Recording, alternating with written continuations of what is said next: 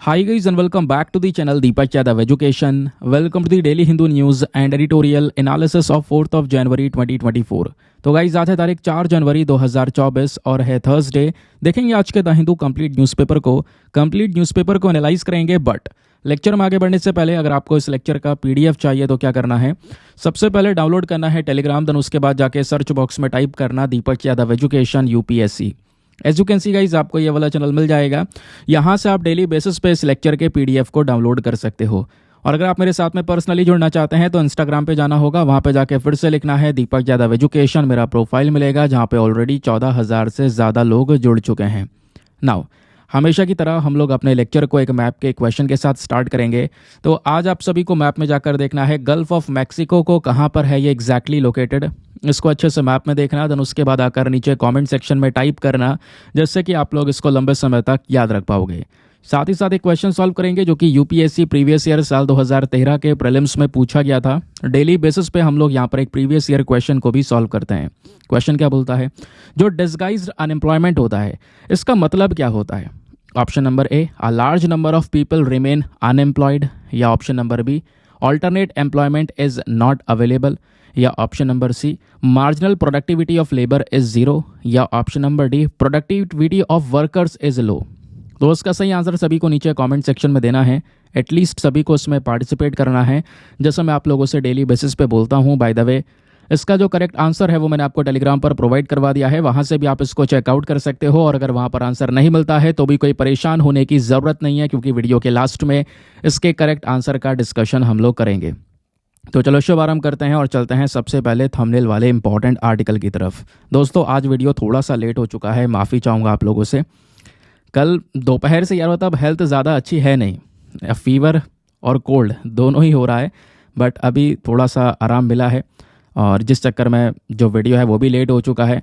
और वीडियो इसलिए भी लेट हो गया क्योंकि आर्टिकल्स आज के ज़्यादा इंपॉर्टेंट हैं, बहुत सारे आर्टिकल हैं, बहुत सारी डिटेल्स हैं जिनका पीपीटी बनाना पड़ा है। और आपको पता है कि अब हम लोग पीपीटी से डिस्कशन करते हैं, तो पीपीटी से डिस्कशन करने में थोड़ा टाइम लगता है, लेकिन डिस्कशन बहुत अच्छा होता है। टाइम का मतलब इसको बनाने में, तैयार करने में बहुत समय लग जाता है। दोस्तों मैं कोशिश करता हूँ यार जल्द से जल्द हो जाए, लेकिन घंटों खा जाता है ये पीपीटी का पूरा प्रेजेंटेशन।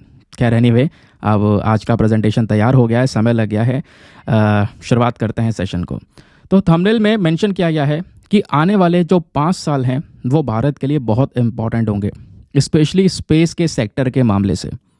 5 साल में ताबड़तोड़ 50 सैटेलाइट इंडिया लॉन्च करने वाला है। स्पेशली यहाँ पर ये जो स्टेटमेंट है वो हमारे इंडियन स्पेस रिसर्च ऑर्गेनाइजेशन यानी कि जो इसरो के चीफ हैं एस सोमनाथ जी, उन्होंने खुद ये दिया है और बोला है कि जो ये सैटेलाइट्स होंगी 50 सैटेलाइट्स, ये सैटेलाइट्स मिलिट्री सैटेलाइट्स होंगी।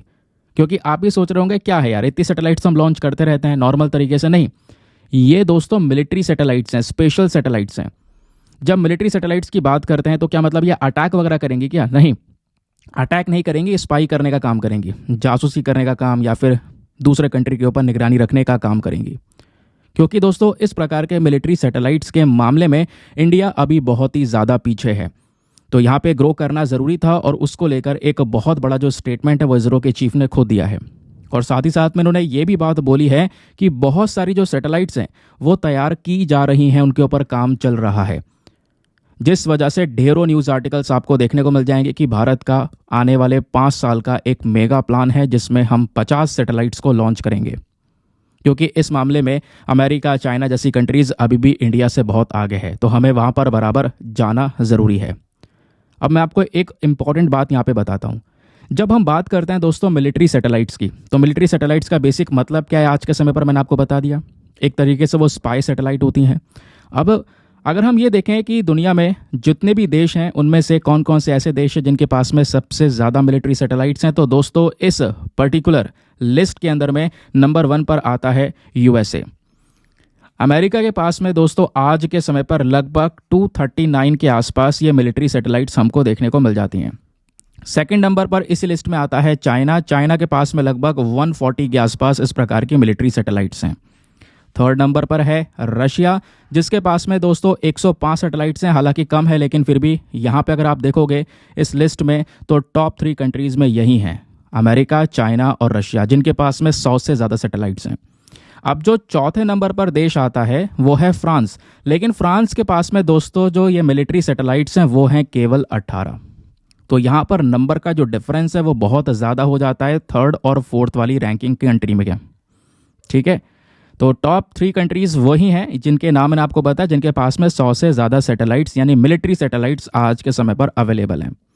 फिर फ्रांस के बाद में आता है इटली, इटली के पास में 13 सैटेलाइट्स हैं। फिर इजराइल है जिसके पास में 11 सैटेलाइट्स हैं। देन उसके बाद आता है इंडिया। तो इंडिया अभी बहुत पीछे है और मैं आपको बता दूं नंबर, इंडिया के पास में अभी तक केवल और केवल 9 मिलिट्री सैटेलाइट्स हैं, जो कि ये नंबर बाकी सारे कंट्रीज़ के कंपैरिजन में बहुत ही ज़्यादा कम है। तो इसी को देखते हुए एक मेगा प्लान है कि आने वाले समय पर टोटल 50 सैटेलाइट्स को और लॉन्च किया जाएगा आने वाले 5 सालों में। और जैसे ये 50 सैटेलाइट्स लॉन्च हो जाएंगी दोस्तों, तो इंडिया इस नंबर से उठकर सीधा चौथे नंबर पर आ जाएगा, दुनिया का 4th कंट्री होगा जिसके पास में बहुत ज़्यादा मिलिट्री सैटेलाइट्स होंगी। ठीक है, बात क्लियर हो गई। तो मिलिट्री सैटेलाइट्स की बात कर रहे हैं हम। नॉन मिलिट्री सैटेलाइट्स अलग होती हैं। ये मिलिट्री सैटेलाइट्स हैं जिनका स्पेशल पर्पस स्पाइंग करने के लिए यहाँ पर यूज़ किया जाता है, जासूसी करने के लिए इस्तेमाल किया जाता है। अब सवाल यहाँ पर यह है कि आने वाले 5 सालों मतलब कि इस हिसाब से तो हम हर महीने एक सैटेलाइट लॉन्च कर रहे होंगे, तो बाकी का काम कहाँ पे करेंगे, बाकी के मिशंस कैसे करेंगे? तो यहीं पर जो हमारे इसरो के चेयरमैन हैं उनका कहना यह है कि जो हम सैटेलाइट्स लॉन्च करेंगे, ऐसा नहीं है कि एक एक करके हमेशा लॉन्च करेंगे। एक पूरा का पूरा जो ग्रुप है सैटेलाइट का वो हम एक साथ भी लॉन्च करने की कोशिश करेंगे। यानी सैटेलाइट की जो पूरी लेयर होती है दोस्तों, उसको हम लॉन्च करने वाले हैं एक साथ। तो एक साथ कई सारी सैटेलाइट्स भी लॉन्च की जाएंगी, जिससे हम बाकी का समय जो दूसरे पर्टिकुलर मिशंस हैं उन पर भी दे सकें। क्लियर हो गया? तो सोमनाथ जी ने क्या बोला ये मैंने आपको बताया। दूसरी चीज़ दोस्तों, इसमें से बहुत सारी जो सैटेलाइट्स हैं वो GEO यानी जियो स्टेशनरी इक्वेटोरियल ऑर्बिट में लॉन्च की जाएंगी, और कुछ सैटेलाइट्स यहाँ पर LEO यानी कि लो अर्थ ऑर्बिट में भी लॉन्च की जाएंगी। अब आपको पता ही होगा, कई बार मैंने आपको जियो और लियो के बीच का डिफरेंस पढ़ाया है। जियो स्टेशनरी ऑर्बिट हमारे पृथ्वी से 36,000 किलोमीटर की दूरी पर होता है, और ये जो लो अर्थ ऑर्बिट है ये हमारे पृथ्वी से लगभग 500 से लेकर 1200 किलोमीटर की दूरी पर होता है। ठीक है, अब जो जियो स्टेशनरी ऑर्बिट होता है दोस्तों, यहाँ पे जो हम सैटेलाइट को लॉन्च करते हैं वो एक पोजीशन पर फिक्स हो जाता है। एक पोजीशन पर फिक्स होने का मतलब है कि भाई हमने जिस एरिया को टारगेट बनाकर ये सैटेलाइट लॉन्च किया था जियो स्टेशनरी ऑर्बिट में, ये सैटेलाइट केवल उसी टारगेट को देखता रहेगा, उसका इन्फॉर्मेशन हमें शेयर करता रहेगा। अब पृथ्वी गोल गोल घूम रही है, तो ये जो सैटेलाइट है ये इसी पोजीशन पर फिक्स होकर ये भी घूमता रहेगा, यानी इसका जो टारगेट है वो फिक्स रहेगा। ठीक है, आपको मैंने कई बार पढ़ा है क्योंकि ये क्वेश्चन यहाँ पे पूछा जा चुका है। जब मैंने PSLV GSLV पढ़ाया था, याद हो रहा होगा, तो ये क्वेश्चन मैंने आपको डिस्कस किया था कि भाई जियो और लियो के बीच में क्या डिफरेंस है। और ये लो अर्थ ऑर्बिट है यानी कि जो कि पृथ्वी के जस्ट करीब में है। एक मतलब सोमनाथ जी ने एक और बात बोली है, यहाँ पे बोला है कि कुछ सैटेलाइट ऐसी होंगी जो हम वेरी लो अर्थ ऑर्बिट पर भी लॉन्च करेंगे, यानी कि लियो से भी नीचे। अब इसके बारे में जो भी अपडेट्स हैं वो आने वाले समय पर ही पता चलेगा, क्योंकि ज़्यादा खुलकर इसके ऊपर जो डिस्कशंस है वो यहाँ पर हुए नहीं है। ठीक है, आई होप आपको यहाँ पर ये जो बात है वो क्लियर हो चुकी है। ये आर्टिकल हमारा GS paper number 3 science and technology के पॉइंट ऑफ व्यू से भी काफ़ी ज़्यादा इंपॉर्टेंट होने वाला है। आगे आते हैं नेक्स्ट इंपॉर्टेंट आर्टिकल पर। आज के न्यूज़पेपर में पेज नंबर 6 पर एक आर्टिकल प्रेजेंट है जिसको हम GS पेपर नंबर 2 हेल्थ के पॉइंट ऑफ व्यू से लिंक करेंगे। यहाँ पर मेंशन किया जा रहा है कि 55% of patients given antibiotics only as a preventive measure. ये खुद यहाँ पे सर्वे के अंदर में मेंशन किया गया है। एक सर्वे आया जिस सर्वे में यहाँ पर बोला जा रहा है कि जो एंटीबायोटिक्स का यूज़ है वो हम बहुत ही ज़्यादा कर रहे हैं, और उस एंटीबायोटिक का यूज़ करने की वजह से बहुत सारी प्रॉब्लम, जैसे दुनिया की सबसे बड़ी प्रॉब्लम एंटी माइक्रोबियल रेजिस्टेंस, ये जो प्रॉब्लम है ये लोगों में नज़र आ रही है। एंटी माइक्रोबियल रेजिस्टेंस आज के समय पर दुनिया में जो 10 टॉप के खतरे हैं उनमें से एक सबसे बड़ा खतरा ये भी है, तो इसके ऊपर गौर फरमाना ज़रूरी है। आगे मैं पूरा डिस्कशन करूंगा, क्या है, कैसे फैलता है, सब कुछ बताऊंगा, और आज का जो मेंस का क्वेश्चन है वो इसी आर्टिकल पर दूंगा। मैं आपको बताऊं UPSC का फेवरेट टॉपिक है। यहाँ पे मेंस में भी 2-3 क्वेश्चन पूछे जा चुके हैं, प्रीलिम्स में भी क्वेश्चन पूछे जा चुके हैं। तो आर्टिकल में बोला जा रहा है कि जो एंटी माइक्रोबियल रेजिस्टेंस, जो ये प्रॉब्लम हमारी दुनिया में तेज़ी से फैल रही है, उसके पीछे का पता है एक कारण है। वो कारण यह है कि हम लोग एंटीबायोटिक्स का जो यूज़ है वो यूज़ नहीं, वो मिसयूज़ कर रहे हैं, गलत तरीके से यहाँ पर उसका उपयोग किया जा रहा है। ये बात NCDC के सर्वे में मेंशन की गई है। ये बात क्लियर हुई। दूसरा, यहाँ पे बोला जा रहा है कि 94% जो पेशेंट्स हैं उनको यहाँ पर ये जो एंटीबायोटिक्स है ये मतलब बीमारी का पता लगाने से पहले ही दे दी गई। कोई पेशेंट होगा जिसको इन्फेक्शन होगा। अब इन्फेक्शन का थोड़ा डायग्नोसिस करने से पहले ही, उसके बारे में सारी डिटेल्स निकालने से पहले ही उस व्यक्ति को एंटीबायोटिक्स दे दिया गया। तो जब आपको बीमारी का पता नहीं हो तो आप एंटीबायोटिक्स किस बेसिस पर दे रहे हो? तो 94% पेशेंट्स ऐसे निकले थे इस सर्वे के दौरान, बिना डायग्नोसिस के एंटीबायोटिक्स दे देना। और केवल 6% ऐसे लोग थे जिनका पूरी बीमारी का पता लगाया गया, सारी डिटेल्स निकालने के बाद जाकर एंटीबायोटिक्स दी गई। तो अभी भी आप समझ रहे होंगे कितने बड़े लेवल पर एंटीबायोटिक्स का गलत उपयोग हो रहा है। और उसी गलत उपयोग की वजह से आज के समय पर हम एक प्रॉब्लम से गुजर रहे हैं जिसको बोलते हैं एंटी माइक्रोबियल रेजिस्टेंस। ये क्या होती है एंटी माइक्रोबियल रेजिस्टेंस, वो मैं आपको एक्सप्लेन करूंगा, यहाँ पर समझाया गया है। ये जो बेसिक डिटेल्स थे इस आर्टिकल की वो मैंने आपको बता दी। ये सर्वे एनसीडीसी यानी कि national centre for disease control ने किया है। अब ये आर्टिकल आपको एग्जाम में हेल्प करेगा, कभी हेल्प नहीं करेगा, क्योंकि इस आर्टिकल में ऐसी कोई चीज़ है ही नहीं जो एग्जामिनेशन में पूछी जा सके, वो आपके अलग से पढ़नी होगी। ये तो आर्टिकल आपका एक सोर्स हो गया, एक जरिया हो गया कि भाई आपने ये न्यूज़ में था, ये पढ़ना होगा। अब आपको समझना होगा एंटी माइक्रोबियल रेजिस्टेंस क्या है, इसके फैलने के पीछे के मेन कारण क्या हैं, इसको कैसे कंट्रोल किया जा सकता है, अगर सरकार ने कुछ किया है तो वो इनिशिएटिव्स कौन से हैं, तो जाकर आपका ये कंप्लीट डेटा तैयार होगा। चलिए अब शुरुआत करते हैं। पहले समझते हैं AMR के बारे में। तो इसको मैं आगे से AMR बोलूँगा, ठीक है।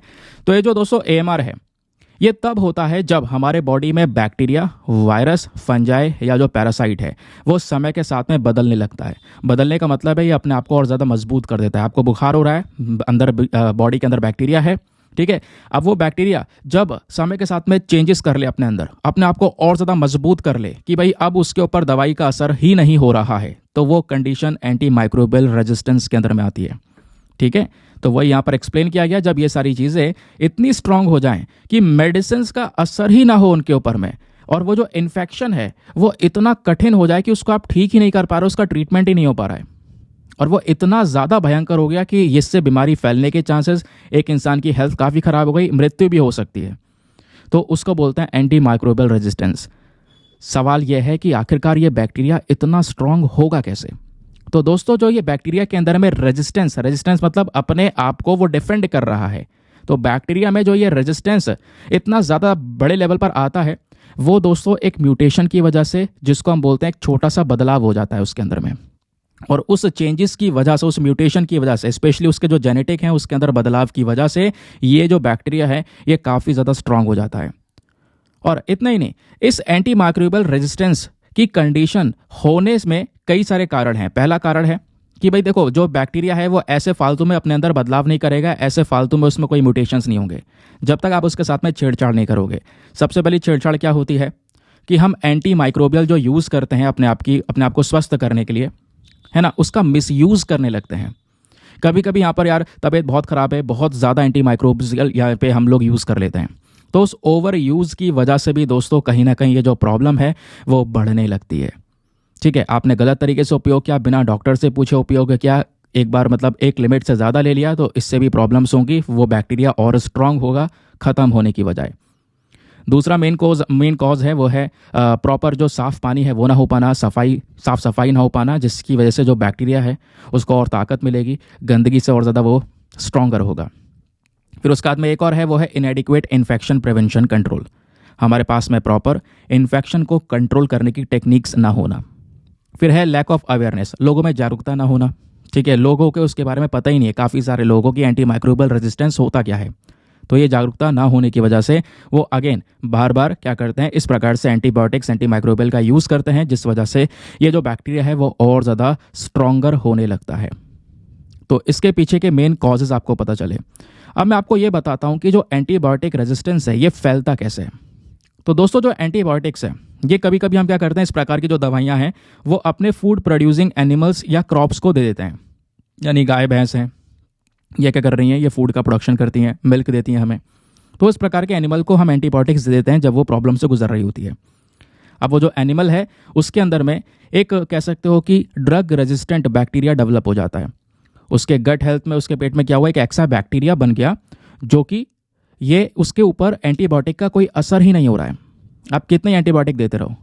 अब वही ड्रग रेजिस्टेंट बैक्टीरिया दोस्तों ह्यूमंस में पहुंच सकता है इन जानवरों के थ्रू, ठीक है, तो ये जो जानवर यानी कि जो लाइव स्टॉक है हमारे, जो हमें गाय भैंस हम कह सकते हैं, तो इन लाइव स्टॉक के माध्यम से भी ये एंटी माइक्रोबियल रेजिस्टेंस फैलता है।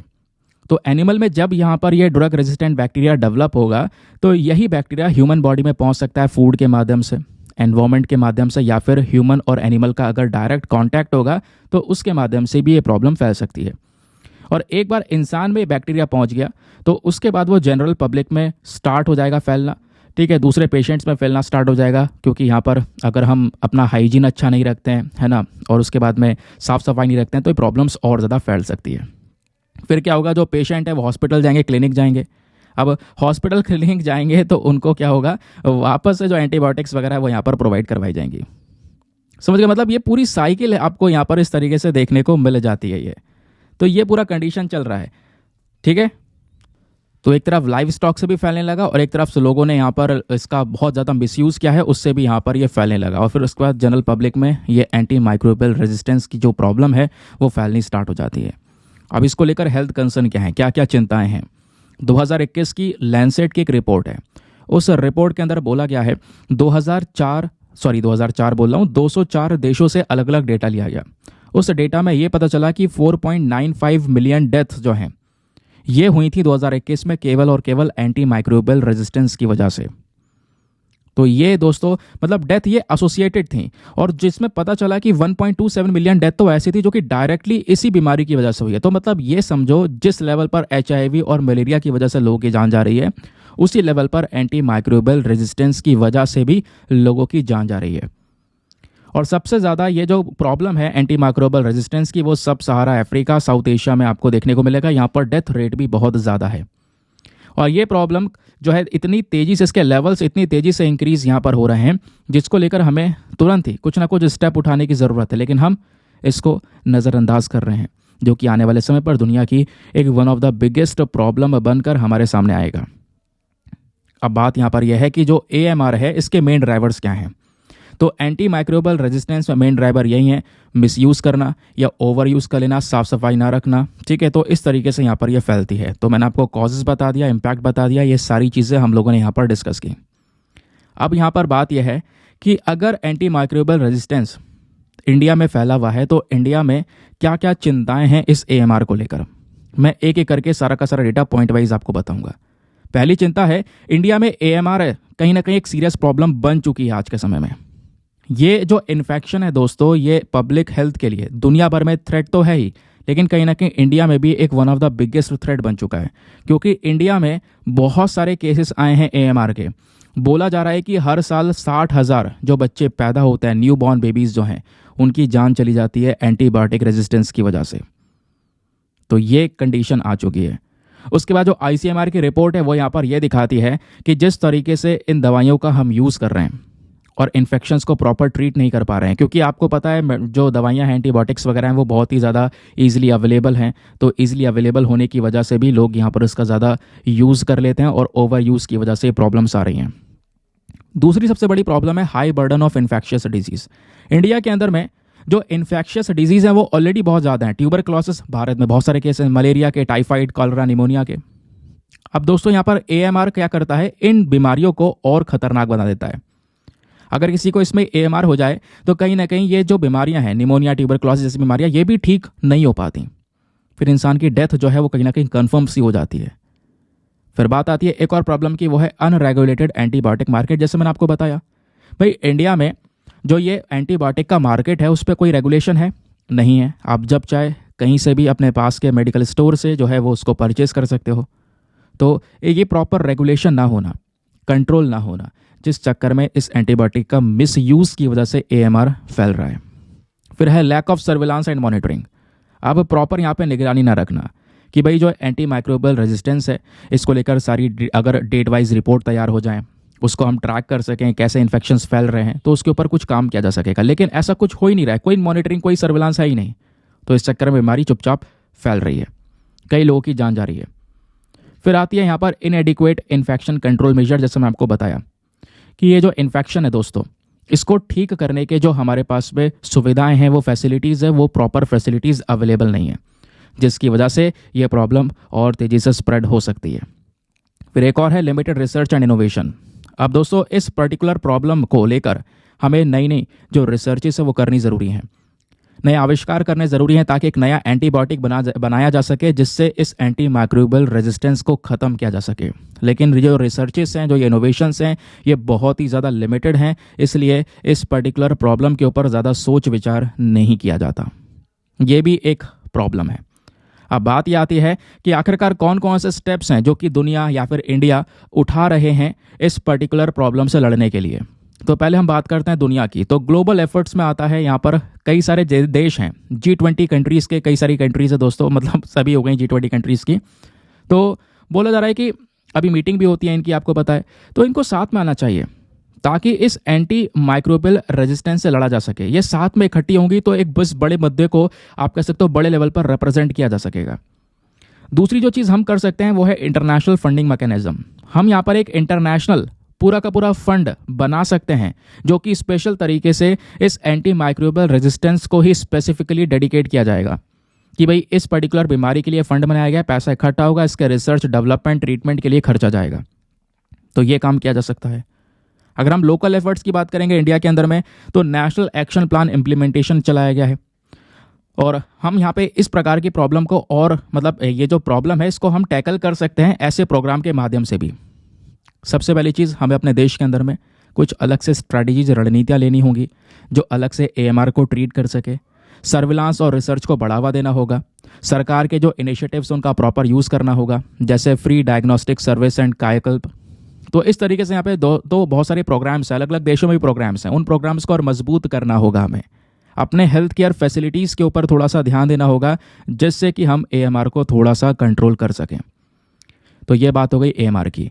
ना अब आते हैं, देखते हैं कि इसमें किस तरीके से क्वेश्चंस पूछे गए। आर्टिकल बहुत इंपॉर्टेंट, अगर आप देखोगे तो UPSC ने 2019 में एक सवाल पूछ लिया आपसे। सवाल इसी टॉपिक से रिलेटेड है। हम अब इसको सॉल्व कर सकते हैं क्योंकि हमें अच्छी खासी इन्फॉर्मेशन है AMR को लेकर। जिसके पास में इन्फॉर्मेशन नहीं है वो यहाँ पर कंफ्यूज हो सकता है। अब यहाँ पे क्वेश्चन में पूछा जाता है, which of the following are the reasons for the occurrence of multi drug resistance in microbial pathogens in India. जो ये मल्टी ड्रग रेजिस्टेंस है दोस्तों, इसके पीछे के मेन कारण क्या है? Option number A, genetic predisposition of some people. ये हमने कुछ ऐसा पढ़ा नहीं, ऐसा कुछ हमने पढ़ा नहीं, तो हम इसको अभी थोड़ी देर के लिए इग्नोर कर सकते हैं। दूसरा देखते हैं, taking incorrect doses of antibiotics to cure disease. हाँ, ये पढ़ा था कि भाई एंटीबायोटिक्स को इनकरेक्टली आप यूज़ कर रहे हो बीमारी को ठीक करने के लिए, तो हाँ ये मेन कारण बन सकता है। तो चलो ये वाला तो सही है। दूसरा, एंटीबायोटिक्स का यूज़ करना लाइव स्टॉक फार्मिंग में, हाँ ये भी सही है। स्टार्टिंग में ही आपको पढ़ाया था, जो गाय भैंस होती है उनमें एंटीबायोटिक्स का यूज़ किया जाता है ना, दवाइयाँ दी जाती हैं, तो इससे भी यहाँ पर ये प्रॉब्लम बढ़ सकती है, ये भी सही है।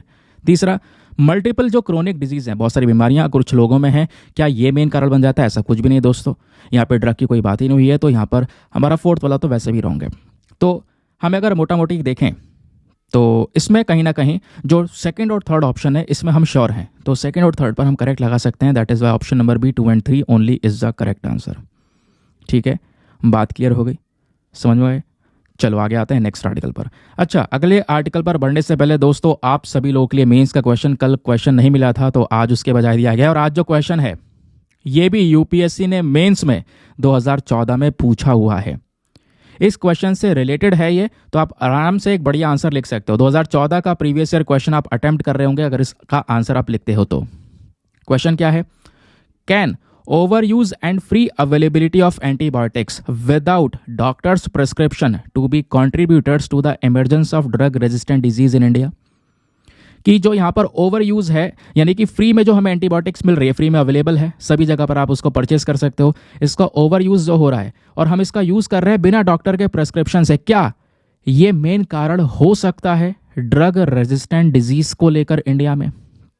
दूसरा, अगर ये कारण है तो हमारे पास में क्या क्या चीज़ें अवेलेबल हैं आज के समय पर इस पर्टिकुलर प्रॉब्लम को मॉनिटर और कंट्रोल करने की? आपने यहाँ पर डिस्कस करने हैं जो भी इस पर्टिकुलर मामले से संबंधित इश्यूज़ हैं। 250 शब्दों में आंसर लिखना है, लिख सकते हो, बढ़िया आंसर, बहुत कुछ आपके पास में अवेलेबल है जिसका यूज़ कर सकते हो। चलिए एक बार हिंदी में रीड कर देता हूँ ताकि हिंदी माध्यम वाले एस्पिरेंट्स भी इसको बढ़िया से पढ़कर एक बढ़िया सा आंसर लिख सकें। क्वेश्चन है, क्या डॉक्टर के पर्चे के बिना एंटीबायोटिक दवाओं का अति प्रयोग और मुफ्त उपलब्धता भारत में दवा प्रतिरोधी बीमारियों के उद्भव में योगदान करता हो सकती है? निगरानी और नियंत्रण के लिए उपलब्ध यंत्र क्या है हमारे पास? इसमें शामिल विभिन्न मुद्दों पर आलोचनात्मक चर्चा करना है। 250 शब्दों में आंसर लिखने के बाद में कहाँ पे सबमिट करना है, टेलीग्राम पर जाना, वहाँ पे जाके सर्च बॉक्स में लिखना दीपक यादव एजुकेशन मेंस ग्रुप। जैसे आप फुल फॉर्म लिखोगे मेरा टेलीग्राम चैनल मिलेगा जहाँ पे ऑलरेडी 78,000 के आसपास लोग जुड़ चुके हैं। आप भी जुड़कर अपने आंसर्स को लिखकर सबमिट कर सकते हो। अपने आंसर को लिखकर जब आप सबमिट करोगे दोस्तों, तो साथ ही साथ में एक छोटा सा काम और करना है। एटलीस्ट सभी लोगों को 2-2 आंसर्स रिव्यू करने हैं। जब आप सभी लोग 2-2 आंसर्स को रिव्यू करोगे तो बहुत सारे फायदे होंगे, आपको भी सामने वाले को भी। आपको कुछ इंपॉर्टेंट पॉइंट्स मिलेंगे जो आप अपने नोट्स में इंक्लूड कर सकते हो। सामने वाले के आंसर में अगर कोई मिस्टेक होती है तो आप उनको बता सकते हो कि यहाँ पर इंप्रूवमेंट की आवश्यकता है।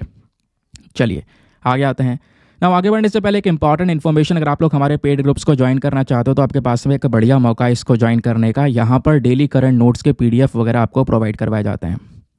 फॉर एग्जाम्पल जैसे अभी हमने यहाँ पर ये डिस्कशन किया आर्टिकल का, तो दोस्तों इस आर्टिकल के पीछे का जो डेटा था, बैकग्राउंड डेटा जो मैंने आपके साथ में डिस्कस किया है, वो सब कुछ आपको रेडीमेड नोट्स के फॉर्म में दिए जाते हैं। यानी कि आपको एक प्रिंटेबल फॉर्म का PDF दिया जाता है। वो PDF आप सीधा इस ग्रुप से डाउनलोड कर सकते हो, उसको पढ़ सकते हो, चाहो तो प्रिंट आउट निकलवा सकते हो।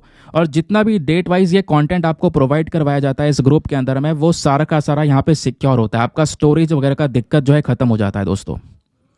और इस ग्रुप को ज्वाइन करने का फी पेमेंट वो बहुत ही ज़्यादा मिनिमम है, just 499 for the lifetime access. जब तक आपका सेलेक्शन ना हो जाए तब तक आप 499 में इस ग्रुप को ज्वाइन करके रख सकते हो। गारंटी है कुछ ही दिनों बाद आपका अमाउंट रिकवर होगा, फिर उसके बाद यहाँ पर बेनिफिट्स आपको मिलते रहेंगे।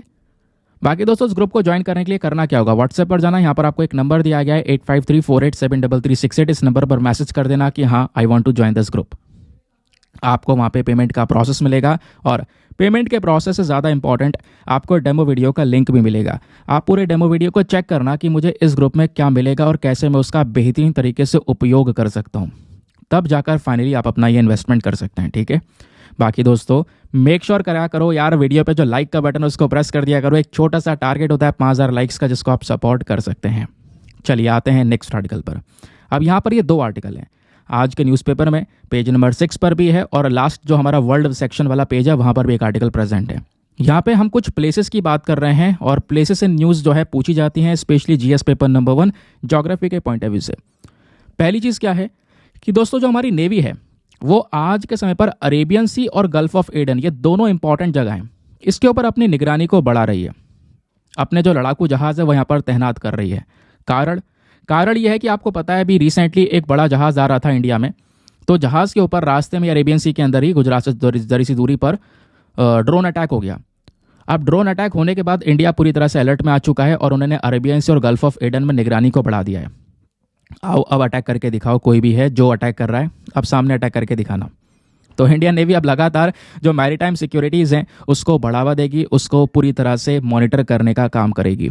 कहाँ पर, अरेबियन सी में और गल्फ ऑफ एडन में। तो पहली चीज़, इस आर्टिकल में कुछ खास इंपॉर्टेंट नहीं है, यहाँ पे इंपॉर्टेंट है Arabian Sea Gulf of Aden examination के लिए। दूसरा यहाँ पे अगर आप देखोगे तो एक और खबर आई है वर्ल्ड पेज पर, जहाँ पे बोला जा रहा है बाब एल मंडेब स्ट्रेट के अंदर में दोस्तों एक एक्सप्लोजन देखने को मिला है, एक धमाका देखने को मिला है, जिस वजह से ये न्यूज़ में है। और मैं आपको बता दूं Arabian Sea, Gulf of Aden, Bab el Mandeb तीनों के तीनों आसपास में हैं, जिस वजह से हम एक साथ ही इन सबके लोकेशंस को डिस्कस कर लेंगे। सबसे पहले बात करेंगे अपन गल्फ ऑफ एडन की। तो गल्फ ऑफ एडन एक इंपॉर्टेंट वाटर बॉडी जो कि अरेबियन सी में ही लोकेटेड है।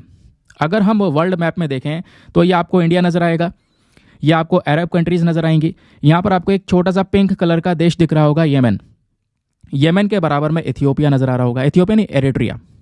अब दोस्तों इनके बीच में एक छोटा सा रास्ता ये आपको नजर आ रहा होगा जो मैंने बना दिया है। ये छोटा सा रास्ता आगे देखोगे तो ये जो बीच में समुद्र का हिस्सा है ना, ये कहलाता है रेड सी। और रेड सी आगे जाकर यहाँ पे स्वेज कैनाल को क्रॉस करने के बाद में मेडिटेरेनियन सी में मिल जाता है, मेडिटेरेनियन सी में यहाँ पर जाकर वो मिल जाता है। बात क्लियर हो गई। अब यहीं पर ना गल्फ ऑफ एडन है पास में, दिखाऊंगा जूम करके। फिलहाल मैं आपको ये मोटी मोटी लोकेशन दिखा रहा हूँ जिससे आप आगे जब मैं जूम करके दिखाऊं तो क्लियरली समझ सको। अब बात आती है अरेबियन सी की। तो दोस्तों यहाँ पर आप देख पाओगे ये है अरेबियन सी इंडिया के यहाँ पर। तो यहीं से ना रिसेंट एक जहाज आ रहा था जो कि जस्ट यहाँ पे पहुंचा तो उसके ऊपर ड्रोन अटैक कर दिया गया। अब भारत की नेवी हो गई है अलर्ट, उन्होंने यहाँ पर अपने जितने भी जहाज हैं, लड़ाकू जहाज ये भेज दिए हैं, और इधर यहाँ पे हम निगरानी रखेंगे। अब जिसको अटैक करना है सामने आके अटैक करे, फिर उसका रिस्पॉन्स हमारी इंडियन नेवी देगी। ये बात आपको क्लियर हुई। अब मैं आपको थोड़ा सा ये जूम करके दिखाता हूँ। देखो दोस्तों, पहले चलो इसको क्लियर कर लेते हैं यार, ताकि हर एक व्यक्ति को बहुत क्लियरली समझ में आ सके। थोड़ा समय लग जाए कोई बात नहीं, लेकिन चीज़ें समझ में भी तो आनी ज़रूरी है ना। इसको जूम करते हैं। यहाँ पर आप देख पाओगे ये वाला portion, Saudi Arabia, Yemen, Oman, है ना। ये वाली जो पोर्शन है इसको बहुत ध्यान से देखना आगे, क्योंकि मैं इसी पोर्शन को और अच्छे से आपको समझाने वाला हूँ। चलिए अब आगे आते हैं। ये वो वाला पोर्शन है, सऊदी अरेबिया और ये सारी कंट्रीज़ जो हैं आप लोगों ने अभी यहाँ पर देखा, ठीक है, सऊदी अरेबिया, यमन। अब ये देखो, ये जो रास्ता आता है यहाँ पर, ये गल्फ बनी हुई है। ये जो गल्फ है यही है गल्फ ऑफ एडन, ठीक है। ये आप देख पाओगे अरेबियन सी है और यह है गल्फ ऑफ एडन, ठीक है। ये गल्फ ऑफ एडन हो गया। अब गल्फ ऑफ एडन से अंदर जाएंगे तो यहाँ पर एक पतली सी जगह मिलती है, इसको बोलते हैं स्ट्रेट। स्ट्रेट क्या होता है? एक छोटा सा समुद्र का हिस्सा जो बड़े बड़े दो समुद्र के हिस्सों को जोड़ रहा हो। तो एक छोटा सा समुद्र का हिस्सा ही तो है जो कि रेड सी और अरेबियन सी को जोड़ने का काम कर रहा है। अब ये जो पर्टिकुलर स्ट्रेट है छोटा सा यमन के बराबर में, इसी को ही बोलते हैं बाब एल मंडेब स्ट्रेट। तो gulf of Aden, Bab el Mandeb straight और अरेबियन सी सब साथ में ही है, ठीक है।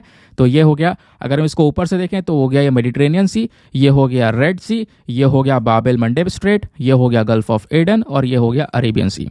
लाइन से ये न्यूज़ में है दोस्तों, तो एग्जाम के लिए ज़रूरी है कि आप इसके ऊपर थोड़ा सा ध्यान रखें। और जब बात करते हैं हम लोग गल्फ ऑफ एडन की, तो गल्फ ऑफ एडन अरेबियन सी और रेड सी से कनेक्टेड है बाब एल मंडेब स्ट्रेट के माध्यम से। अभी हमने इन सब को मैप में देख लिया। अब दोस्तों गल्फ ऑफ एडन के आसपास कौन कौन से कंट्रीज़ हैं? यमन है, उसके अलावा यहाँ पर सोमालिया है, एरिट्रिया है, जिबूटी है। तो इसको अगर हम देखें तो इस तरीके से आपको नज़र आएगा। तो ये गल्फ ऑफ एडन है, यह है सोमालिया, यह है जिबूटी, यह है यमन। ये सब कंट्रीज़ यहाँ पे इसके आसपास नज़र आती हैं। चलिए आगे आते हैं। अब यहाँ पे कुछ डेटा आया है नंबर्स को लेकर, और ये थोड़ा इंपॉर्टेंट डेटा है एग्जामिनेशन के लिए। छोटा आर्टिकल है लेकिन वही छोटा पैकेट बड़ा धमाका वाला आर्टिकल है ये। यहाँ पे बोला जा रहा है कि 2019 में जो नंबर ऑफ कैंसर के डेथ इंडिया में रजिस्टर करे गए हैं वो बहुत ज़्यादा है। ये आर्टिकल पेज नंबर 10 पर प्रेजेंट है, जिसको हम जीएस पेपर नंबर 2 हेल्थ के पॉइंट ऑफ व्यू से लिंक कर सकते हैं। बोला जा रहा है 9.3 लाख, इतने ज़्यादा यहाँ पर ये जो नंबर है ये आपको देखने को मिलेगा। इंडिया जो है सेकेंड हाईएस्ट कॉन्ट्रीब्यूटर है कैंसर के डिजीज़ बर्डन को लेकर पूरे एशिया में। ये 2019 की बात की जा रही है, ठीक है। तो जिस वजह से यहाँ पर ये चर्चाओं में, तो अब एग्जामिनेशन के लिए इंपॉर्टेंट नहीं है लेकिन एक बड़ा डेटा चर्चाओं में, तो आपसे कैंसर के बारे में ज़रूर से पूछा जा सकता है। हम पढ़ते भी अक्सर न्यूज़ में रहता है कैंसर। क्या होता है कैंसर, ज़रा जानते हैं इसके बारे में, और इसके लिए हमारी गवर्नमेंट क्या कर रही है वो भी जानने की कोशिश करेंगे। तो दोस्तों जब बात करते हैं कैंसर की, तो कैंसर अभी भी यहाँ पर एक ऐसी प्रॉब्लम है जिसको सुनते ही लोग घबरा जाते हैं। ये जो प्रॉब्लम है दोस्तों हमारे पूरे बॉडी में किसी भी ऑर्गन से शुरू हो सकता है। और कैंसर में एग्जैक्टली होता क्या है? कैंसर में हमारे बॉडी में जब एबनॉर्मल सेल्स अनकंट्रोल तरीके से ग्रो होने लगते हैं तो उसी को हम कैंसर बोलते हैं। जैसे स्टार्टिंग में देखो कहीं पर गांठ वगैरह बन जाती है, ट्यूमर हो जाता है, वही ट्यूमर जो है आपको थोड़ी अर्ली स्टेज देखने को मिलेगी, वही बाद में कैंसर बन जाता है, ठीक है। तो बॉडी में जो हमारी कोशिकाएं हैं जब वो एबनॉर्मल तरीके से ग्रो करने लग जाएं और अनकंट्रोल वे में ग्रो करने लग जाएं किसी बॉडी किसी भी हिस्से पर, तो वो दोस्तों कैंसर में बदल सकता है। समझ गए? अब उसके बाद में यहाँ पर जैसे मैंने बोला ट्यूमर तो अर्ली कंडीशन हो गई, अब ट्यूमर ही वो कैंसर में बदल सकता है। अब कैंसर भी अलग अलग प्रकार के होते हैं, lung, prostate, colorectal, stomach, liver cancer. और जो मोस्ट कॉमन कैंसर है जो हमें नज़र आता है लोगों में, ये तो ऊपर वाले हो गए, ये मेन के अंदर पुरुषों में नज़र आते हैं। और जब महिलाओं की बात करें तो उनमें breast cancer, colorectal cancer, lung cancer, cervical cancer, thyroid cancer, ये मोस्ट कॉमन कैंसर्स हैं वेमेन में। तो मेन में ऊपर वाले मैंने आपको बताए, और वेमेन में आपको ये नीचे वाले कैंसर्स देखने को मिल जाएंगे। अब ये थोड़ा स्पेसिफिक डेटा है जिसका हम यूज़ डायरेक्टली अपने मेंस में कर सकते हैं या इंटरव्यू में बैठकर भी हम इसका यूज़ कर सकते हैं। कैंसर का जो बर्डन है दोस्तों वो कितना है, सारे सोर्सेज के माध्यम से डिस्कस करेंगे, कोई हवा हवाई बातें नहीं चलेंगी।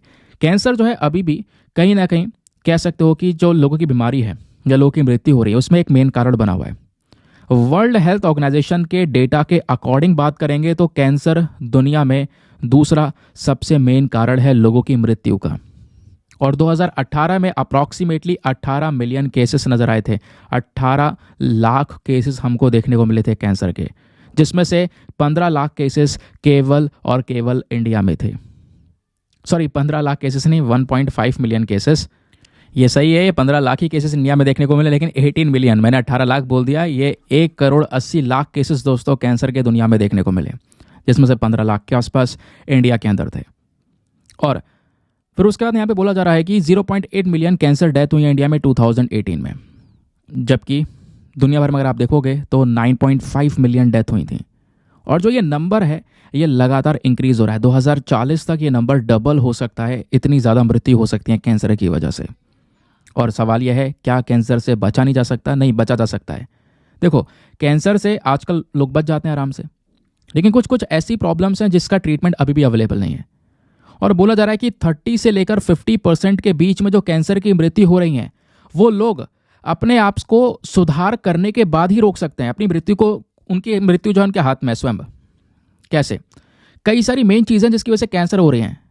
फॉर एग्जाम्पल, तंबाकू का ज़्यादा यूज़ करना, शराब का ज़्यादा यूज़ करना, डाइट बहुत बेकार होना, अल्ट्रावायलेट रेडिएशंस, धूप के जो यूवी रेज हैं उसमें ज़्यादा एक्सपोजर होना, पॉल्यूशन, इन्फेक्शंस, तो ये मेन कारण है। तो इन चीज़ों को थोड़ा सा हम अगर कंट्रोल कर लें, इनके ऊपर ध्यान दे लें, इनसे अपने बॉडी को बचा लें, अपनी आदतों को सुधार लें, तो इससे भी यहाँ पर दोस्तों कैंसर की जो डेथ हैं उनको कम किया जा सकता है, नंबर को इम्प्रूव किया जा सकता है। फिर बात है ट्रीटमेंट की, तो कैंसर के ऑप्शंस क्या बचते हैं ट्रीटमेंट में? तो ऑप्शंस में फॉर एग्जांपल सर्जरी है, या कैंसर की मेडिसिन होती हैं, रेडियोथेरेपी की जाती है, यही चीज़ें हैं जिसका यूज़ कर सकते हैं। या पैलेटिव केयर, जहाँ पर स्पेशल फोकस होता है एक पेशेंट्स की लाइफ को थोड़ा सा इम्प्रूव करना, ठीक है, और उसके लिए उनकी जो फैमिली है वो बहुत इंपॉर्टेंट होती है। फिर बात आती है ग्लोबल इनिशिएटिव्स की, दुनिया में क्या क्या कदम उठाए जा रहे हैं कैंसर के ट्रीटमेंट के लिए। तो international agency for research on cancer, ये पर्टिकुलर बॉडी बनाई गई थी 1965 में एक रेजोल्यूशन के माध्यम से, वर्ल्ड हेल्थ असेंबली के रेजोल्यूशन के माध्यम से। तो एक स्पेशलाइज्ड कैंसर एजेंसी है, ये आपने ध्यान में रखना है। उसके बाद दोस्तों, आपको पता होगा कैंसर के बारे में जागरूकता फैलाने के लिए हर साल हम 4 फरवरी को वर्ल्ड कैंसर डे को भी ऑब्जर्व करते हैं। तो ये कैंसर को लेकर जो भी इंपॉर्टेंट डेटा था वो सब आपके साथ में यहाँ पर शेयर कर दिया गया। आगे आते हैं नेक्स्ट आर्टिकल पर। आज के न्यूज़पेपर में पेज नंबर 12 पर एक और आर्टिकल प्रेजेंट है जिसको हम जीएस पेपर नंबर 3 इकोनॉमी के साथ में लिंक करेंगे। और अक्सर ये न्यूज़ में रहता ही, आपको पता है, यहाँ पे हम बात करने वाले हैं पीएमआई के बारे में, परचेजिंग मैनेजर्स इंडेक्स के बारे में। आपने पढ़ा भी है पहले, नहीं पढ़ा है तो डोंट वरी, आज बढ़िया तरीके से क्लियर होगा। क्वेश्चन कैसे बन सकता है वो क्वेश्चन भी आपको दिखाऊंगा। हुआ क्या है, तो दोस्तों जैसे ही महीना खत्म होता है ना, पुराने महीने का डेटा शुरू होने लगता है कि भाई पुराने महीने में हमारा मैन्युफैक्चरिंग सेक्टर कैसे ग्रो किया है, सर्विस सेक्टर के क्या हालात थे। तो अभी तो आ गए हम जनवरी 2024 में, और ये जो अभी डेटा आया है हमारे पास में वो आया है नवंबर 2023 का। तो नवंबर 2023 में और दिसंबर में अगर हम देखेंगे तो इंडिया का जो परचेजिंग मैनेजर इंडेक्स में जो स्पेशली मैन्युफैक्चरिंग वाला सेक्टर है दोस्तों, दिसंबर के महीने में वो थोड़ा सा कम ग्रो हुआ।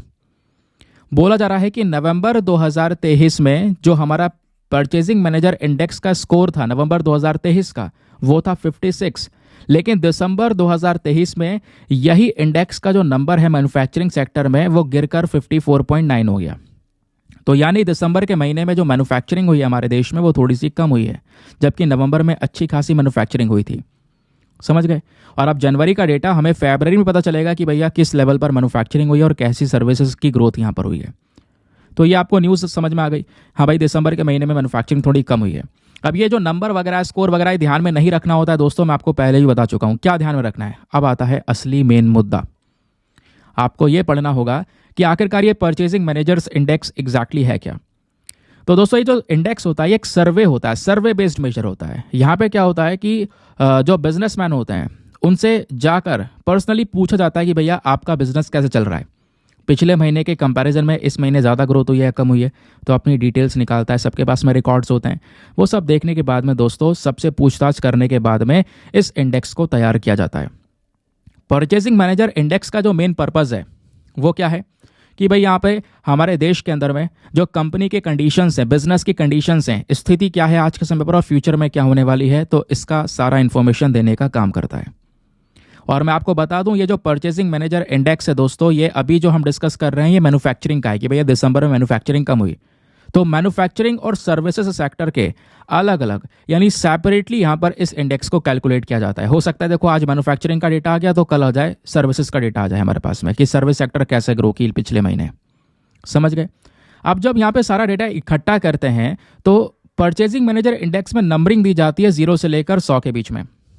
मान लो किसी महीने में, ठीक है, कोई महीना ऐसा है जहाँ पे कोई बदलाव नहीं हुआ, कोई भी चेंज नहीं हुआ, तो उसको हमने 50 नंबर दे दिया। कहने का मतलब है कि देखो इसमें ना 0 से 100 के बीच में एक 50 नंबर हम बीच का रख के चलते हैं।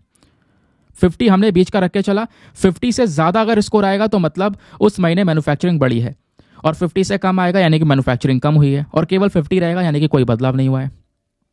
और अगर यहाँ पे जैसे अभी हमने देखा कि भैया नवंबर के महीने में 56 था, दिसंबर में 54 पॉइंट कुछ हो गया, तो यानी कि पिछले महीने के कंपैरिजन में हमारा दिसंबर के महीने में ग्रोथ कम रही है, मैन्युफैक्चरिंग कम हुई है। और ये जो पर्टिकुलर इंडेक्स है, पूरा डेटा है, ये ज़्यादातर हमारा जो महीने की शुरुआत होती है दोस्तों, उसी दौरान यहाँ पर इसको रिलीज़ कर दिया जाता है, और हमारी इकोनॉमिक एक्टिविटी के लिए एक सबसे इंपॉर्टेंट इंडिकेटर माना जाता है, क्योंकि इसका यूज़ हम अलग अलग जगह पर करते हैं। सवाल यह है कि इस परचेजिंग मैनेजर इंडेक्स को तैयार करता कौन है। इसको तैयार करने के लिए हमारे पास में एक बॉडी है, IHS मार्केट। और IHS मार्केट दोस्तों केवल इंडिया के लिए ही नहीं, दुनिया में 40 से ज़्यादा अलग अलग देशों के लिए इस प्रकार से उनका PMI इंडेक्स तैयार करती है। अब ये IHS मार्केट खुद इंफॉर्मेशन एनालिटिक्स और सॉल्यूशंस के मामले में दुनिया की एक बहुत बड़ी लीडर है, ठीक है। और IHS मार्केट हमारे S&P ग्लोबल सिस्टम का एक हिस्सा है। S&P आपको पता है ना, यहाँ पर ये लोग क्रेडिट एजेंसी का काम करते हैं, स्टॉक मार्केटिंग में इनका एक बहुत बड़ा रोल आपको देखने को मिल जाता है। तो S&P का हिस्सा है IHS मार्केट, यही यहाँ पर इसको रेडी करता है। आपके दिमाग में क्वेश्चन आएगा, आखिरकार हम परचेजिंग मैनेजर इंडेक्स को तैयार क्यों करते हैं, इसके पीछे का इंपॉर्टेंस, इसका महत्व क्या है। तो पहली चीज़ दोस्तों, इसका हम यूज़ कर सकते हैं अपनी इकोनॉमी की हेल्थ का पता लगाने के लिए। इन जनरल अगर जो परचेजिंग मैनेजर इंडेक्स है ये अगर ज़्यादा होता है तो मतलब कहने का है कि भैया हमारी इकोनॉमी में पॉजिटिव साइन नजर आए, मैन्युफैक्चरिंग बढ़ी है, सर्विस सेक्टर ग्रो किया है, इकोनॉमिक ग्रोथ बढ़ी है, तो इससे हम अपने इकोनॉमी का एक बहुत बड़ा अंदाज़ा लगा सकते हैं। लो PMI अगर आएगा यानी कि इंडेक्स का बहुत कमज़ोर रहेगा, इसका मतलब हमारे पास में नेगेटिव साइंस है, इकोनॉमी ज़्यादा बढ़िया ग्रो नहीं कर रही है। तो इसका इंपॉर्टेंस यह है। अब देखो UPSC ने 2008 में एक प्रश्न पूछा, प्रश्न थोड़ा सा यहाँ से मिलता जुलता है, ज़्यादा कोई यहाँ पर डिफरेंस नहीं है, लेकिन फिर मैं आपको बता देता हूँ। क्वेश्चन है, what does S&P 500 relate to. S&P जिसको हम स्टैंडर्ड एंड पुअर्स के नाम से जानते हैं, तो S&P 500 किस चीज़ को रिलेट करता है। ऑप्शन नंबर है, क्या ये सुपर कंप्यूटर है, क्या हमारे इलेक्ट्रॉनिक बिजनेस में नई टेक्निक है ये, क्या ब्रिज बिल्डिंग की नई टेक्निक है, या फिर ये इंडेक्स है हमारे स्टॉक्स का ऑफ लार्ज कंपनीज। तो दोस्तों ऑप्शन नंबर डी सही उत्तर है। जैसे मैंने आपको बोला भी था, S&P का कई सारे जो रोल है, क्रेडिट रेटिंग एजेंसी का भी ये लोग काम करते हैं। तो S&P 500 या फिर स्टैंडर्ड एंड पुअर्स 500 के नाम से जानते हैं, तो एक अमेरिकन स्टॉक इंडेक्स है जिसका हम यूज़ करते हैं, और कहीं ना कहीं यहाँ पर जो बड़ी बड़ी कंपनीज है उसका पूरा का पूरा जो इंडेक्स स्टॉक्स का वो यहाँ पर रेडी करके चलता है। आगे आते हैं नेक्स्ट आर्टिकल पर। पेज नंबर 12 पर ही एक और आर्टिकल प्रेजेंट है जिसको हम GS पेपर नंबर 3 इकोनॉमी के साथ में लिंक करेंगे। Again very very important article, यहाँ से भी UPSC क्वेश्चन पूछ चुका है, तो आप आर्टिकल्स का इंपॉर्टेंस देख पा रहे होंगे। इसी तरीके से हमें पता लगाना होता है दोस्तों। हम न्यूज़पेपर पढ़ते हैं, कई सारे लोग बोलते हैं सर आपका वीडियो थोड़ा सा लेट हो जाता है कभी कभी, लेकिन हम जब वीडियो देखते हैं उससे पहले हम कई सारी जगह पर वीडियो देख चुके होते हैं, फिर भी हमें आपकी वीडियो में बहुत सारी नई चीज़ें मिल जाती हैं। अब ये चीज़ें मुझे थोड़ी सही लगती हैं यार, कि मतलब लोग चलो किस चीज़ की वैल्यू कर रहे हैं, समझ रहे हैं कि हाँ थोड़ा सा अलग है, थोड़ा टाइम लगता है, लेकिन यहाँ पे क्वालिटी में कॉम्प्रोमाइज़ मैं नहीं कर पाता। ठीक है, अब थोड़ा अगर मुझे आज समय लग गया कोई बात नहीं, हो सकता था, मतलब अब समय लग रहा था मुझे ऑब्वियसली, जब मैं PPT बनाने बैठा 3-4 घंटे 3.5 घंटे लग गए मुझे। हो चाहता मैं या तो 4 आर्टिकल आपके पास में लगाकर उसको रीड करके तुरंत यहाँ पे उसको और खींच खांच के 1 घंटा पहुँचा के भाग सकता था। ठीक है दोस्तों, यहाँ पे फिर वो वैल्यू नहीं ऐड करेगा, आपके लिए भी वैल्यू ऐड नहीं करेगा, आप भी टाइम वेस्ट कर रहे होंगे, मैं भी टाइम वेस्ट कर रहा हूँ। मैं क्या टाइम वेस्ट कर रहा हूँ, मैं यहाँ पे पढ़ा के भाग रहा हूँ, बस मेरी तो एक फॉर्मेलिटी पूरी हो रही होगी। तो उससे यार एक जो सेटिस्फेक्शन होता है ना ज़िंदगी में, वो नहीं मिलेगा। लगेगा यार कि मतलब गलत किया यार, यहीं पे इंपॉर्टेंट थे क्वेश्चन आए हुए हैं UPSC में, जब तुम्हें पता है, तुमने डेटा एनालाइज कर रखा है ना, खुद उस दौर से गुजर के आ चुके हो, तो फिर समझना चाहिए उस चीज़ को। तो इस वजह से थोड़ा सा डिले हो जाए कोई बात नहीं यार, थोड़ा सा वेट कर लिया करो, लेकिन मेन चीज़ है क्वालिटी। क्वांटिटी से ज़्यादा क्वालिटी मैटर करती है, मैं आपको बार बार बता चुका हूँ और ये आपको भी पता है। ठीक है, तो जल्दबाजी से अच्छा आप थोड़ा सा एक ऐसा चीज़ें पढ़ो जो आपके काम में आए वाकई में। चलिए खैर, यहाँ पे आते हैं, बात करते हैं कि दिसंबर के महीने में जो पाम ऑयल का इंपोर्ट है दोस्तों, वो पिछले 4 महीनों में सबसे ज़्यादा रहा। यानी दिसंबर में पाम ऑयल हम लोगों ने ज़्यादा इंपोर्ट किया है, बहुत सारा तेल हम लोगों ने परचेज़ किया है। और दुनिया के सबसे बड़े इंपोर्टर में से जो हमारा वेजिटेबल ऑयल इंपोर्ट करते हैं, उसमें से इंडिया भी यहाँ पर एक इंपोर्टर का ही काम करता है। इंडिया के अंदर दिसंबर का महीना अगर हम देखें 2023 का, तो यहाँ पे जो पाम ऑयल का इंपोर्ट हुआ है वो 1.9% से ग्रो किया है नवंबर के कंपैरिजन में, जिस वजह से न्यूज़ में। अब जैसे यहाँ पर आप कितना इंपोर्ट किया, कितने मैट्रिक टन्स, कितने परसेंटेजेस नहीं पूछा जाएगा, छोड़ दो उसको। यहाँ पे बस खाली आपको आइडिया मिल गया है कि हाँ पाम ऑयल इंपोर्ट सेक्टर की बात की जा रही है। इंडिया का क्या कनेक्शन है पाम ऑयल के साथ में, पाम ऑयल क्या है, इसके यूजेस क्या हैं, ये बेसिक डेटा है। तो जब हम बात करते हैं पाम ऑयल उसके यूज़ की, तो दोस्तों पाम ऑयल एक एडिबल यानी खाने वाला वेजिटेबल ऑयल है जिसका हम यूज़ करते हैं कुकिंग वगैरह के अंदर में। ये किससे बनता है? ये बनता है मीजोकार्प, एक रेड कलर का पल्प, यहाँ पे आपको ये दिख रहा होगा, इतने सारे ये रखे हुए हैं, है ना, इसी से वो यहाँ पे ये पाम ऑयल बनाया जाता है। ठीक है, अब पाम ऑयल का यूज़ हम खाना बनाने में, कुकिंग ऑयल के लिए इसका यूज़ करते हैं, प्लस बाकी सारी चीज़ों में, कॉस्मेटिक्स में, process food, cake, chocolate, spread, soap, shampoo, सब के अंदर दोस्तों इसका यूज़ किया जाता है। इवन इस कच्चा पाम ऑयल का यूज़ हम बायोडीजल बनाने में भी करते हैं, और बायोडीजल में जब इसका यूज़ करते हैं तो उसको ग्रीन डीजल का टैग दिया जाता है। अब पाम ऑयल के प्रोडक्शन की जब बात करते हैं तो इंडोनेशिया और मलेशिया, ये दोनों इंपॉर्टेंट कंट्री हैं दुनिया में दोस्तों, इस बात का ध्यान रखना। ये दोनों अकेले मिलकर दुनिया पे हावी हैं पाम ऑयल के मामले में। तो इंडोनेशिया और मलेशिया अकेले दुनिया का 90% पाम ऑयल का प्रोडक्शन खुद करते हैं, जिसमें से इंडोनेशिया सबसे ज़्यादा करता है। 2021 में इंडोनेशिया ने 45 मिलियन टन से भी ज़्यादा पाम ऑयल का प्रोडक्शन किया था। अब इस इंडस्ट्री से कुछ संबंधित समस्याएं भी हैं, जैसे ये जो पाम ऑयल इंडस्ट्री है दोस्तों, ये कई बार लोगों की आलोचना में आ जाती है, क्योंकि यहाँ पर जो प्रोडक्शन करने की तरीका है, वो प्रोसेस जो है वो थोड़ा गड़बड़ है। यहाँ पर काफ़ी पेड़ पौधे काट दिए जाते हैं, जो लेबर प्रैक्टिस है, जो लेबर से काम करवाया जाता है, उनके साथ में काफ़ी अत्याचार होने लगता है, जो कि याद दिला देता है कि हाँ अंग्रेज़ों के ज़माने की। तो पहली चीज़ यहाँ पर पाम ऑयल इंडस्ट्री से संबंधित पहली समस्या यह है। दूसरी समस्या यहाँ पर यह है कि पाम ऑयल ना, काफ़ी सारे लोग देखते हैं कि यार बहुत सस्ता है। कई सारे लोग यहाँ पर पाम ऑयल का इसलिए ही यूज़ करते हैं कि वो बहुत सस्ता पड़ता है दूसरे ऑयल के कंपैरिजन में, दूसरे वेजिटेबल ऑयल के कंपैरिजन में, जैसे सोयाबीन वगैरह ऑयल हो गया, तो उसके कंपैरिजन में पाम ऑयल की ज़्यादा डिमांड हो जाती है। अब यहाँ पे सवाल ये भी आता है कि कैसे जो ये पाम ऑयल है ये दुनिया के सप्लाई चेन में एक इम्पॉर्टेंट रोल प्ले करता है। तो दोस्तों पाम ऑयल जो है दुनिया के अंदर में सबसे ज़्यादा यूज़ किया जाने वाला एक वेजिटेबल ऑयल है। इसका दुनिया में प्रोडक्शन, मैंने आपको बोला 2020 में 73 मिलियन टन से भी ज़्यादा का प्रोडक्शन था।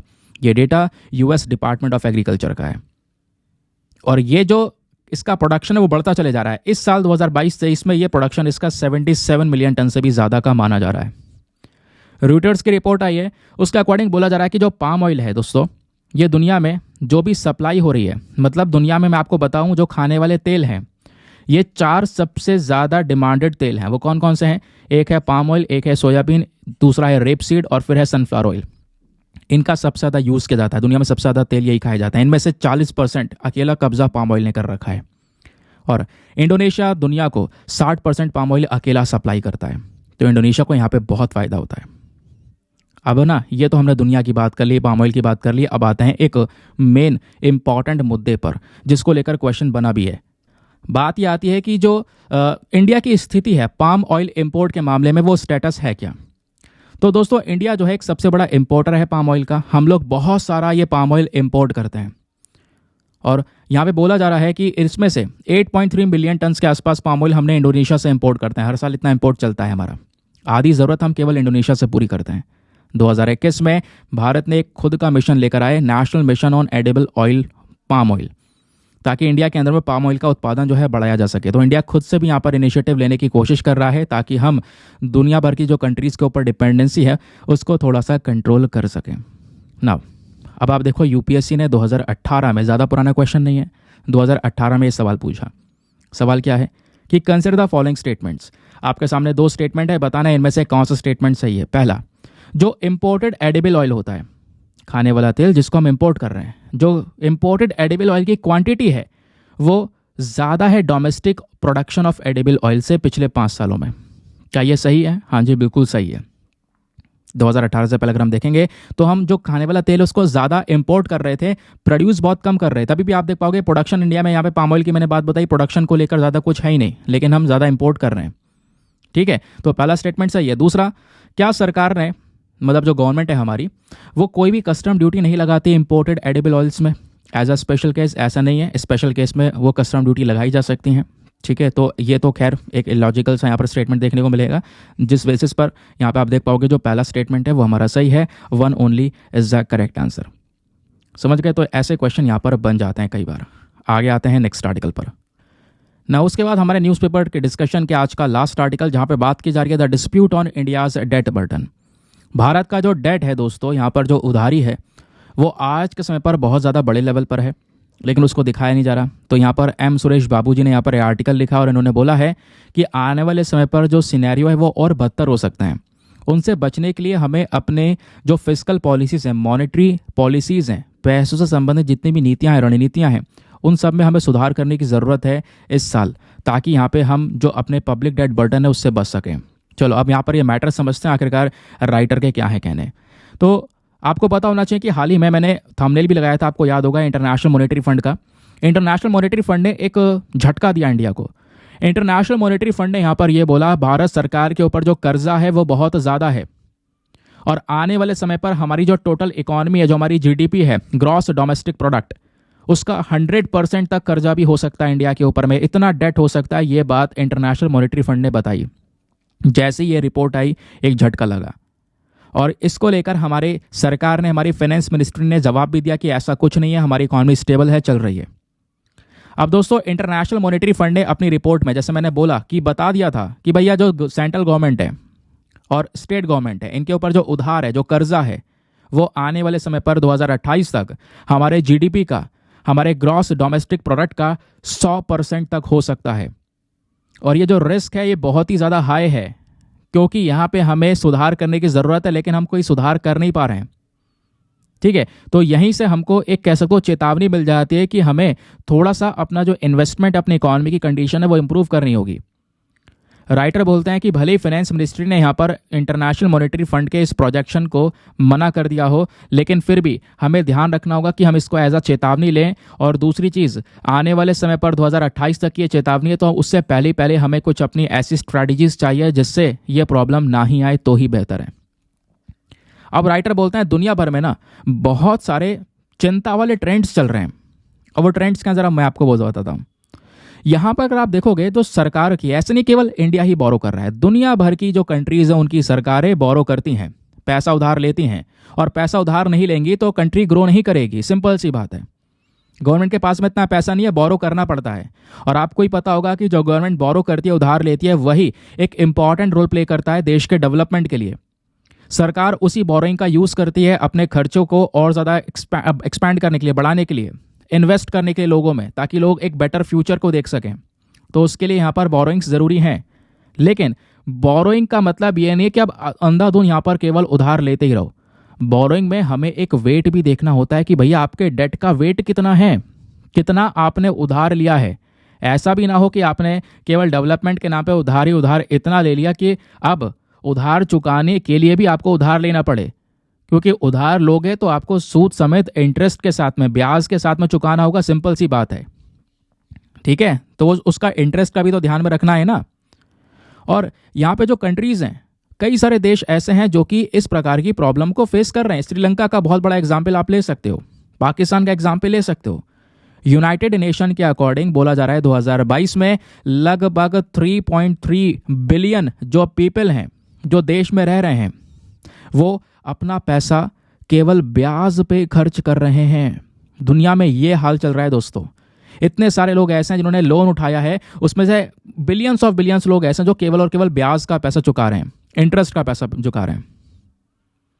तो ये हालत हमें देश के लेवल पर नहीं आनी देनी है, क्योंकि दुनिया का अगर पब्लिक डेट अगर आप देखोगे तो वो कहीं ना कहीं बहुत तेजी से ग्रो हुआ और आने वाले समय पर तिगुना तेजी से बढ़ सकता है। ये भी इसमें कोई दो राय नहीं है। राइटर यहां पर ये बोलते हैं कि भैया 2022 का डेटा उठाओ। राइटर ये बोलते हैं कि 2022 में अगर आप देखोगे दुनिया का जो पब्लिक डेट है वो 92 ट्रिलियन यूएस डॉलर्स पहुंचा। पूरे ग्लोबल लेवल में इतना उधार अमाउंट चल रहा है, और ये जो उधार लिया गया है सबसे ज्यादा डेवलपिंग कंट्रीज ने लिया है, जहां पर अभी भी काम चल रहा है, इकोनॉमी को वो ग्रो करने में लगे हुए हैं। दोस्तों डेवलपिंग कंट्रीज के पास में ऑलमोस्ट, मतलब कह सकते हो जितना दुनिया का उधार है ना, 30% उधार तो डेवलपिंग कंट्रीज ने उठाया हुआ है। और कई सारा उधार, मतलब इसमें बहुत सारा पैसा है, चाइना, इंडिया, ब्राज़ील जैसे कंट्रीज ने भी उठाया हुआ है। ये डेवलपिंग कंट्रीज हैं, क्योंकि इनका भी मेन टारगेट क्या है कि हमें डेवलप्ड कंट्री बनना है। ठीक है, उसके लिए इकोनॉमी को ग्रो करना है, इन्वेस्टमेंट्स करने हैं, तो उसके लिए ये लगातार बोरो कर रहे हैं।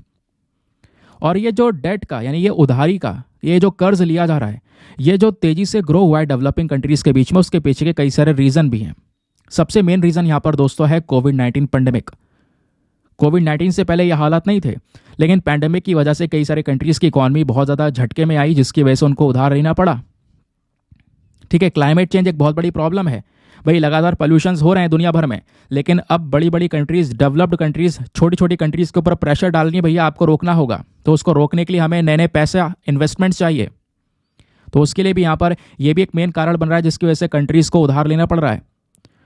और इसके तहत यहाँ पे जो नंबर ऑफ कंट्रीज़ हैं आज के समय पर, जो देश हैं जो हाई लेवल डेट से गुजर रहे हैं, वो 2011 में दोस्तों यहाँ पे क्लियरली बताया गया है। राइटर बोलते हैं 2011 में केवल 22 देश ऐसे हुआ करते थे हमारे दुनिया में जो कर्जे के नीचे दबे हुए थे, और 2022 में यही 22 देश बढ़कर 59 कंट्रीज हो चुकी हैं दुनिया में जो कर्जे में दबी हुई हैं, डेट में दबी हुई हैं। तो दुनिया भर का सिनेरियो बड़ा भयानक चल रहा है। फिर राइटर यहाँ पर बोलते हैं कि जो ये बर्डन है डेट का, ये डेट का बर्डन एसिमेट्रिक है। ऐसा नहीं कि सभी के ऊपर इक्वल बर्डन है, किसी के ऊपर कम है, किसी के ऊपर ज़्यादा है, सिंपल सी बात है ना। ये तो हमको देखने को मिलता ही है। उसके बाद इंटरेस्ट पर भी मैटर करता है। कई सारी कंट्रीज़ के ऊपर डेट इतना ज़्यादा हो चुका है, इतना उधार बढ़ चुका है कि उनका जो ब्याज है, वो ब्याज उनको ज़्यादा लग रहा है उस देश को कि हम ये ब्याज ही कैसे चुकाएंगे। तो ये जो चीज़ें हैं, ये कहीं ना कहीं कंट्रीज़ को और ज़्यादा गड्ढे में ढकेलती हैं। राइटर बोलते हैं सबसे ज़्यादा जो अफेक्टेड कंट्रीज़ है वो है अफ्रीका। अफ्रीका में कई सारे देश हैं जिन्होंने यहाँ पर बोरो किया है, और वो उससे ज़्यादा तो ब्याज चुका रहे हैं। ये हाल यहाँ पे हमको देखने को मिलेगा। तो कहीं ना कहीं यहाँ पर इसमें इंडिया को ऐसा जो वार्निंग है, वो ये पूरा सिनेरियो लेना चाहिए, अपने एक्शंस लेने चाहिए। तो इंटरनेशनल मॉनेटरी फंड का जो यहाँ पर ये पूरा प्रोजेक्शन है भारत के लिए, इसको एक बार सीरियस लेकर, समझ कर, इसको देखते हुए एक्शंस लेने की ज़रूरत है हमें। ये बात राइटर ने यहाँ पर बोली है। भले ही यहाँ पर आईएमएफ जैसा बोल रहा है वैसा ना हो, लेकिन हमें एक्शन लेने की आवश्यकता है। यह हम एक एज अ चेतावनी ले सकते हैं, क्योंकि भारत के लिए भी बहुत सारे चैलेंजेस हैं।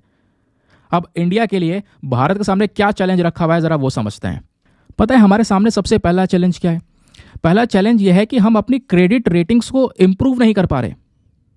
कहने का मतलब है, हमेशा, आप जैसे आईएमएफ ने ये प्रोजेक्शन दे दिया कि इंडिया के ऊपर डेट बढ़ जाएगा। अब दुनिया भर में प्रोजेक्शन गया, ऐसा तो नहीं है केवल इंडिया के पास आया है।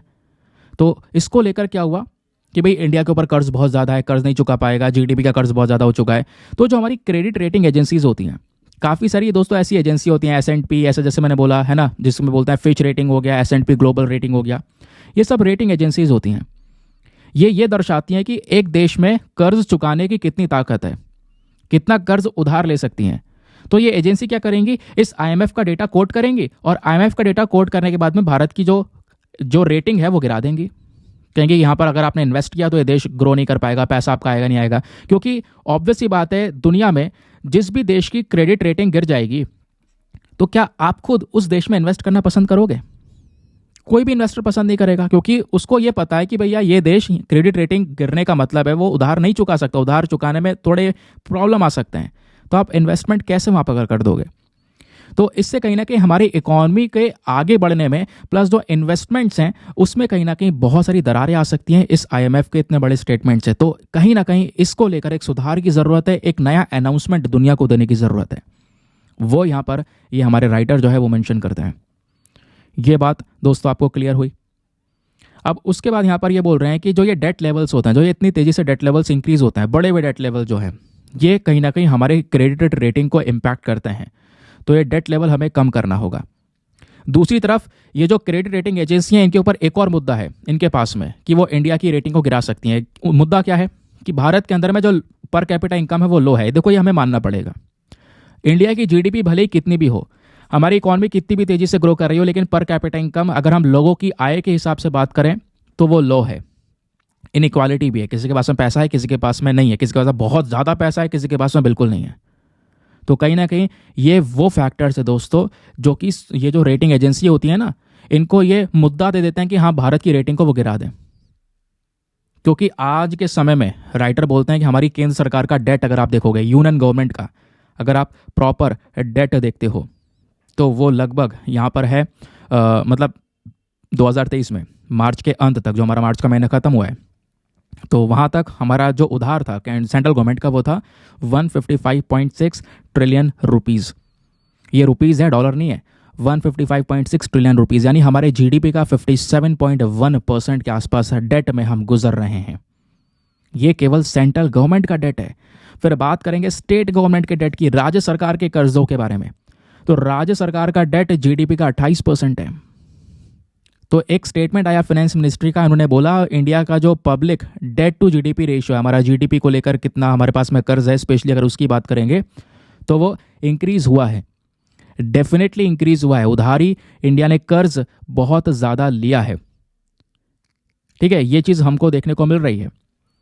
क्योंकि अगर आप देखोगे जो स्टेट्स हैं और स्टेट्स के जो उनके कंबाइन अकाउंट्स हैं वो तेज़ी से यहाँ पर इंक्रीज हुआ। आप कई सारे स्टेट्स को लेकर आपने आर्टिकल देखे भी होंगे कि स्टेट कैसे कर्जा चुकाएगा इतना। तो ये जो हाई लेवल का डेट जीडीपी रेशियो है ये कहीं ना कहीं प्रॉब्लम क्रिएट कर सकता है हमारे देश के लिए आगे। फिर राइटर यहाँ पर बोलते हैं इसके बारे में कि भाई ये कहीं ना कहीं एक चिंताजनक साइन है हमारे लिए। ये बढ़ती हुई चिंताएं हैं। भले ही हमारी एक हैंडसम ग्रोथ हुई है, भले ही एक बढ़िया ग्रोथ हमें देखने को मिली है टैक्स कलेक्शन में, लेकिन फिर भी हमें इम्प्रूव करना होगा पर कैपिटा इनकम, हमें कम करना होगा अपना डेट। क्योंकि यहाँ पर आप देख पाओगे जो कई सारी चीज़ों पर सब्सिडी वगैरह आपको देखने को मिलती है, जो सब्सिडी सरकार दे रही होती है, वो सब्सिडी में जो पैसा वगैरह वो बजट एक डिसाइड करते हैं, वो बजट भी कम पड़ जाता है, उसमें हम बहुत सारा और भी पैसा अनाउंस करना पड़ता है। और आप देख पाओगे केंद्र सरकार ने आज के समय पर फर्टिलाइजर की जो सब्सिडी है, खाद के ऊपर जो सब्सिडी दी जाती है, उस सब्सिडी को इंक्रीज़ किया है। 57,360 करोड़ से यहाँ पर उस सब्सिडी को इंक्रीज़ किया गया। इतना ही नहीं दोस्तों, जो रोज़गार दिया जाता है Mahatma Gandhi national rural employment guarantee act के तहत, तो यहाँ पर भी लगभग ऑलरेडी 80,000 करोड़ रुपया खर्चा जा चुका है। तो अगर हम इन सब चीज़ों को देखते हैं कि हाँ कितने खतरनाक तरीके से पैसा खर्चा गया है दोस्तों, ये इतने करोड़ रुपए पैसा स्पेंड किया गया है। ये जो 80 करोड़ रुपए एमजी नरेगा में खर्चा गया है ना, ये 19 दिसंबर 2023 तक खर्चा गया है, जबकि इसका बजट केवल 60,000 करोड़ ही रखा गया था। तो एडिशनल जो 14,520 करोड़ है ये कहाँ से दिया गया? सब कर्जा है, ये डेट है। छोटी छोटी स्कीम्स में दोस्तों डेट बहुत बढ़ रहे हैं, और ये सारे डेट बढ़ने के पीछे का कारण इलेक्शंस भी हैं। और डेफिनेटली सरकारें सब्सिडी बढ़ा देती हैं हर चीज़ के ऊपर जब इलेक्शंस करीब आते हैं। तो अभी जनरल इलेक्शंस होने वाले हैं, यहाँ पर भी आप देख पाओगे कई सारी चीज़ों पर छूट दी जाएगी, सब्सिडी बढ़ेंगी, लेकिन कहीं ना कहीं इसका इम्पैक्ट इकॉनमी पर पड़ेगा, ये भी हमें सोचना होगा। फिर एट द लास्ट राइटर वापस से वही बोलते हैं कि इंटरनेशनल मॉनेटरी फंड का जो डेट प्रोजेक्शन है, जो उन्होंने यहाँ पर हमारे सामने एक स्थिति बताई है, इसको ये स्थिति आने से पहले ही हमें कहीं ना कहीं इस सिनेरियो में इम्प्रूवमेंट्स लाने होंगे, तभी जाके हम उस स्थिति को अवॉइड कर सकते हैं। समझ गए? आई होप दोस्तों आपको बेहतरीन तरीके से पूरा आर्टिकल क्लियर हो चुका है। एक बढ़िया आर्टिकल था जिसमें आप खुलकर काफ़ी सारी चीज़ें अपने मेंस के पर्सपेक्टिव से लिख सकते हो। चलिए आते हैं प्रीलिम्स वाले क्वेश्चन पर। क्वेश्चन ये था 2013 का कि बताओ जो डिस्गाइज्ड अनएम्प्लॉयमेंट है इसका मतलब क्या है। Option number C, disguised unemployment का मतलब है जो मार्जिनल प्रोडक्टिविटी होती है लेबर की प्रोडक्टिविटी वो जीरो हो जाती है दोस्तों, है ना। यानी कि वो अगर कुछ काम कर रहा है तो कुछ वो ऐड नहीं कर रहा है उसमें, उसकी प्रोडक्टिविटी जीरो ही है, तो वो कहलाता है हमारा डिस्गाइज्ड अनएम्प्लॉयमेंट। ठीक है, चलिए आगे आते हैं। बाकी दोस्तों करते हैं हम लोग अपने इस लेक्चर को समाप्त। आई होप आपने बहुत कुछ जाना होगा, बहुत कुछ मिला होगा। मिलते हैं आपसे अगले वीडियो में। आज के लिए bye bye, have a nice day, thank you and जय हिंद।